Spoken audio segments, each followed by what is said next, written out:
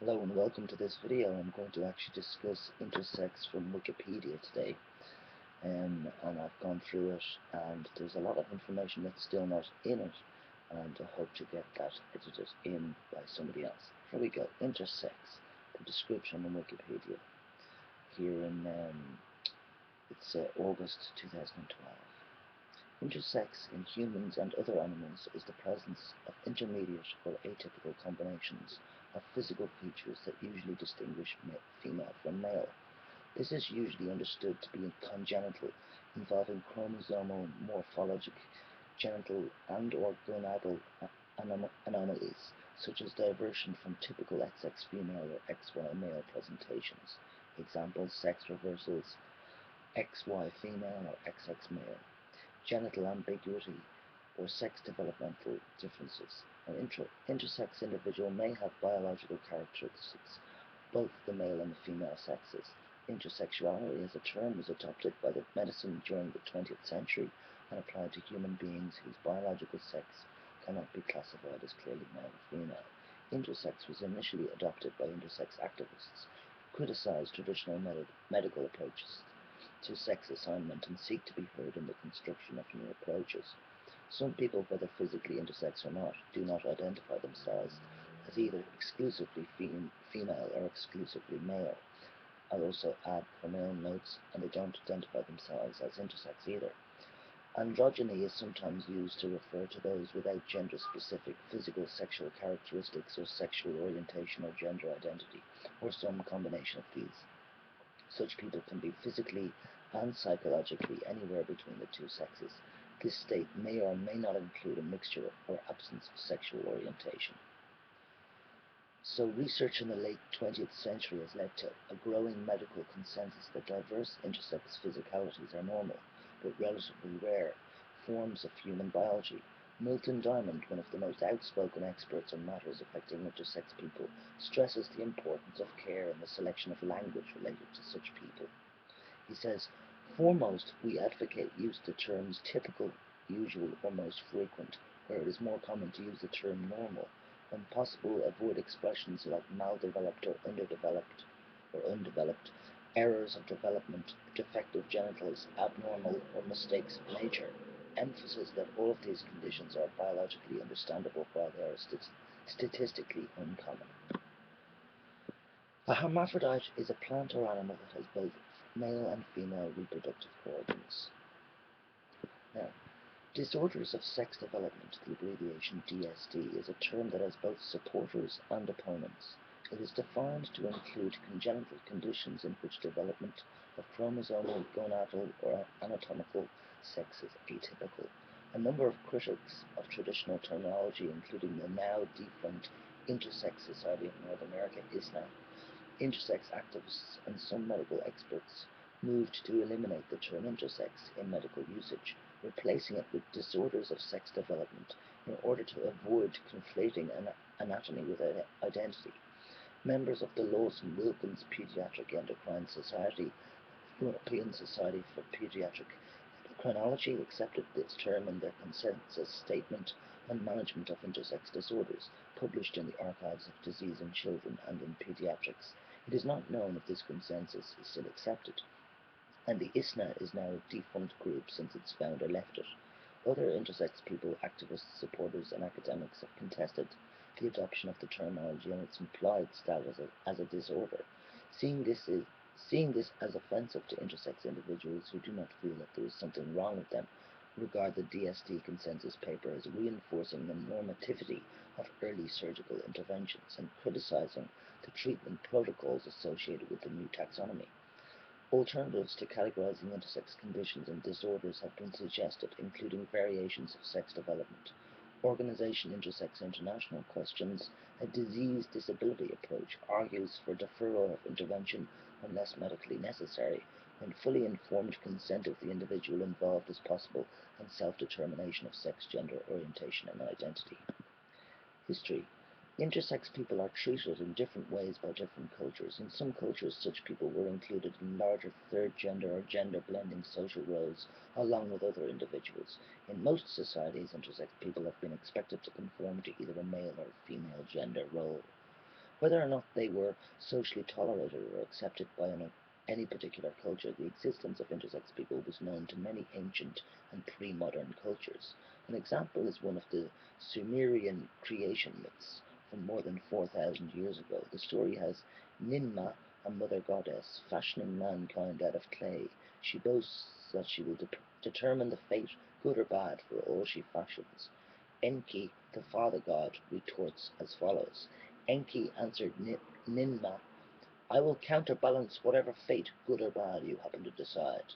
Ninmah took clay from the top of the Abzu, Ab equaling water, Zu equaling far, in her hand, and she fashioned from it first a man who could not bend his outstretched weak hands.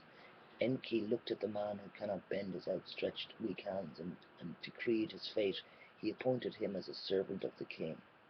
3 men and 1 woman with atypical biology are formed, and Enki gives each of them various forms of status to ensure respect for their uniqueness.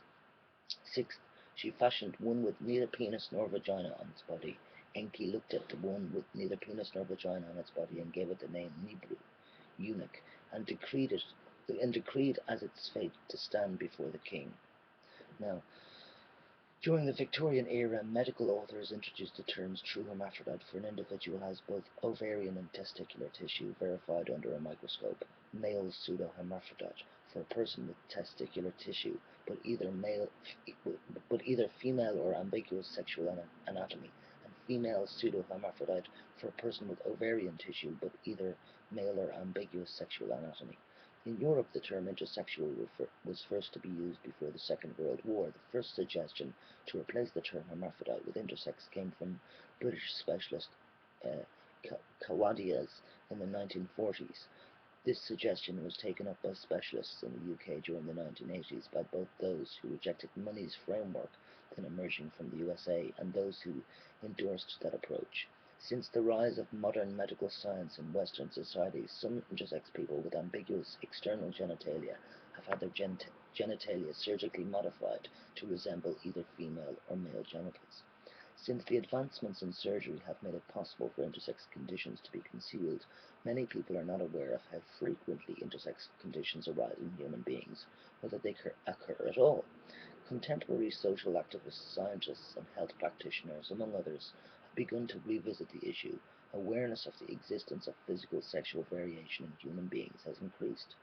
Some groups, such as ISNA, and some clinicians, such as those at University College Hospital London, have questioned the practice of performing genital corrective surgery on intersex children. Dialogue between what were once antagonistic groups of activists and clinicians has led to change in medical policies and how intersex patients and their families are treated in some locations. There are intersex groups such as OOI who argue that the various degree of intersex are natural human variations that should not be subject to correction. The writer Anne Fausto Sterling coined the words herm for true hermaphrodite, hem for true hermaphrodite, mem for male pseudohermaphrodite, and fem for female pseudohermaphrodite, and proposed that these be recognized as sexes along with female and male. Her terms were tongue-in-cheek. She no longer advocates these terms, even as a rhetorical device. The activist Cheryl Chase criticized these terms in a letter to the Sciences, also criticizing the traditional standard of medical care. Chase announced the creation of the Intersex Society of North America. Sociological approaches. The first sociologist to work on intersexuality was Harold Garfinkel in 1967, using a method derived from sociological phenomenology he called ethnomethodology. He based his analysis on the everyday gender can be seen as a social accomplishment. Cross-cultural studies render gender as problematic as they highlight how it is usually regarded as a fact when it can be shown to be constructed in different ways.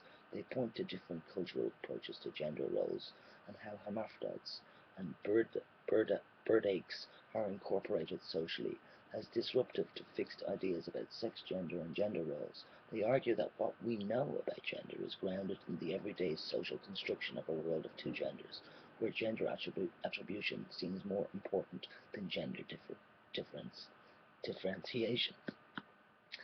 Now, some people with intersex conditions self-identify as intersex and some do not. Depending on the type of intersex condition, surgery may be performed not for protection of life or health, but for aesthetic or social purposes. Unlike other aesthetic surgical procedures performed in infants, such as corrective surgery for a cleft lip as opposed to a cleft palate, genital surgery may lead to negative consequences for sexual functioning in later life, such as loss of sensation in the genitals, for example, when a clitoris deemed too large, penile is reduced, removed, or feelings of freakishness and unacceptability which may have been avoided without the surgery. In other cases, negative consequences may be avoided with surgery. Opponents maintain that there is no compelling evidence that the presumed social benefits of such normalizing surgery outweigh the potential costs. Opponents claim this led to the degrading interpretation that females are essentially castrated males. This view overlooks the embryological origin of the penis clitoris. Defenders of the practice argue that it is necessary for individuals to be clearly identified as male or female in order for them to function socially. However, many intersex individuals have resented the medical intervention. Some have been so discontented with their surgically assigned gender as to opt for sexual reassignment surgery later in life. The Declaration of Montreal first demanded prohibition of unnecessary post-birth surgery to reinforce gender assignment until a child is old enough to understand and give informed consent. This was detailed in the context of existing UN declarations and conventions under Principle 18 of the Yogyakarta Principles, which called on states to b. Take all necessary legislative, administrative, and other measures to ensure that no child's body is irreversibly altered by medical procedures in an attempt to impose a gender and identity without the full, free, and informed consent of the child in accordance with the age and maturity of the child, and guided by the principle that in all actions concerning children the best interests of the child shall be a primary consideration, and also establish child protection mechanisms whereby no child is at risk of or subjected to medical abuse. Intersex advocates and experts have critiqued the necessity of early interventions, citing individuals' experiences of intervention and the lack of follow-up studies showing clear benefits. Specialists at the Intersex Clinic at University College London began to publish evidence in 2001 that indicated the harm that can arise as a result of inappropriate interventions and advised minimizing the use of childhood surgical procedures.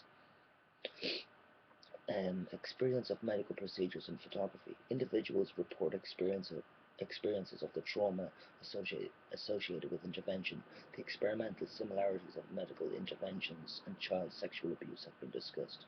Photographs of intersex children's genitalia are circulated in medical communities for documentary purposes. An example of this appears in the medical section 3.2.1 below. Problems associated with experiences of medical photography of intersex children have been discussed, along with the ethics, control, and usage. The experience of being photographed has exemplified for many people with intersex conditions the powerlessness and humiliation felt during medical investigations and interventions. The proposed revisions for DSM-5 include a change from using gender identity disorder to gender dysphoria. This revised code now specifically includes intersex people as people with disorders of sex development. This move has been criticised by one intersex advocacy group in Australia, and criticism for the intersex community has been lodged with the appropriate DSM-5 subcommittee. Intersex was discussed on British TV for the first time in 1966 and became a topic of interest for broadcast TV and radio in the United States and other countries from 1989. Jeffrey Eugenides' novel Middlesex 2002 is narrated by an intersex character who discusses the societal experience of an intersex person. The Japanese manga series, first published in 2003, features intersexual characters and how they deal with intersex-related issues and influence the lives of people around them. The Japanese manga series After School Nightmares features a hermaphrodite as its protagonist, who identifies as male but has female genitalia. Also in Lois McBaster Bujold's Vorkosigan series, genetically engineered hermaphrodites make up a significant part of the off-world population. The 2007 Argentine film XXY centers around a young intersex person who is assisted in presenting as a girl with medication. The film deals with discrimination, sexuality, and gender identity. More recently, 2010, Australian documentary maker Phoebe Hart directed an autobiographical documentary of her personal experience as an intersex. The film Orchids, My Intersex Adventure explores the various social scenarios faced by many intersex individuals. Intersection Award of the Best Feature Documentary at the Documentary Edge Festival 2012, hosted by Manny Bruce Mitchell, CEO of the first intersex trust in the world, ITANZ. Directed by Grant LaHood, the film follows Manny as she visits intersex people in America, Ireland, Germany, South Africa, and Australia. In secondary schools, biology and sex education instructors often place most emphasis on the most common XX and XY genotypes. Thus, people nowadays may be more likely to look towards the sex chromosome than, for example, the histology of the gonads. However, according to researcher Eric Villain at the University of California, Los Angeles, the biology of gender is far more complicated than XX or XY chromosomes. Many different criteria have been proposed, and there is little consensus. Notable intersex people, Wikipedia say: La Van Duye, Nguyen Dynasty, General and High-Ranking Mandarin. Herculine Barbine, the 19th century memoirs of this French intersex person were published by Michael Foucault in 1980. Sir Ewan Forbes, 11th Baronet, formerly Elizabeth Forbes Semple, in 1968, the Scottish courts confirmed Ewan Forbes' intersexuality cited in the correction of his birth certificate, placing him as the male heir to the family title, making him the 11th Baronet of Craigivar. Georgina Somerset, first openly intersex person in the UK, she was active in the media from the mid-1960s.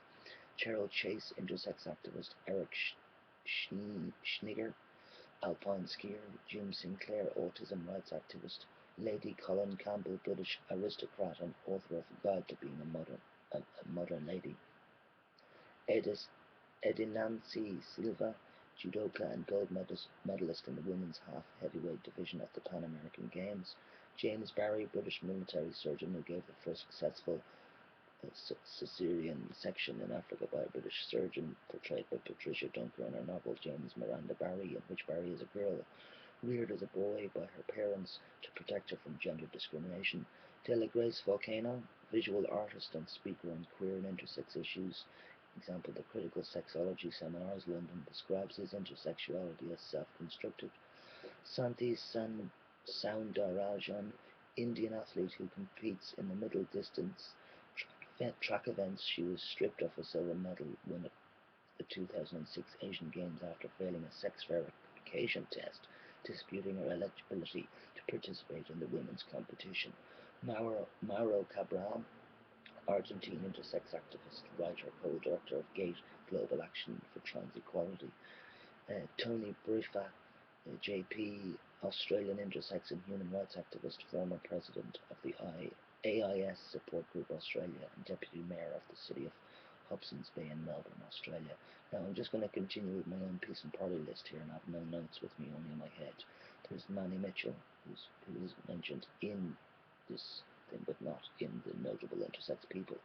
Hida Valoria. There's myself. There's Michelle O'Brien. There's it's off the top of my head. There is Chris Summers. There's David Cameron. There is a person called Onimiko. There is Canis Cody. There is Andre Lorick. There is Maria Krasinski. There's Kailana Alani Sidranis. All of these people are notable. I would add other names as well, but they're not really my favorite people in the world, including two people I've mentioned on my own list, but I put them in anyway. Anyway, here we go. Starting to go off the point there. Discussion in the media and on the internet, there has been intense speculation about Caster Semenya, the South African middle distance runner, being intersex. The way she has been dealt with by the sporting community and the media has itself been the subject of debate in the media. Tests she was subjected to included what were described as humiliating genital photography.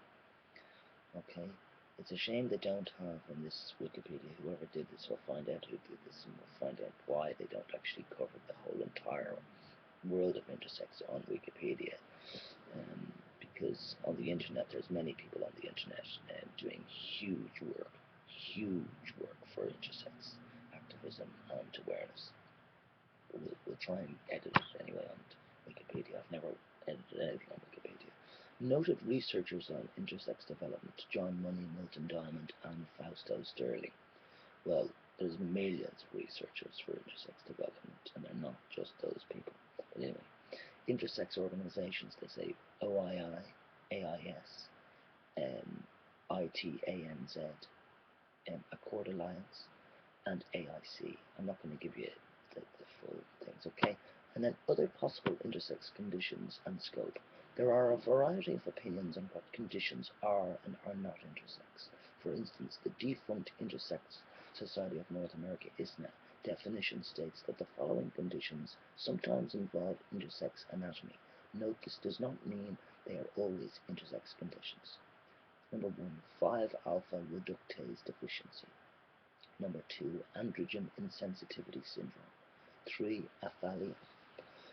4, clitoromegaly. 5, congenital adrenal hyperplasia, CAH. 6, gonadal dysgenesis, partial and complete. 7, hypospadias. 8, Klinefelter syndrome. 9, micropenis. 10, mosaicism involving sex chromosomes. 11, ovotestes, formerly called true hermaphroditism. 12, partial androgen insensitivity syndrome, which is PAIS.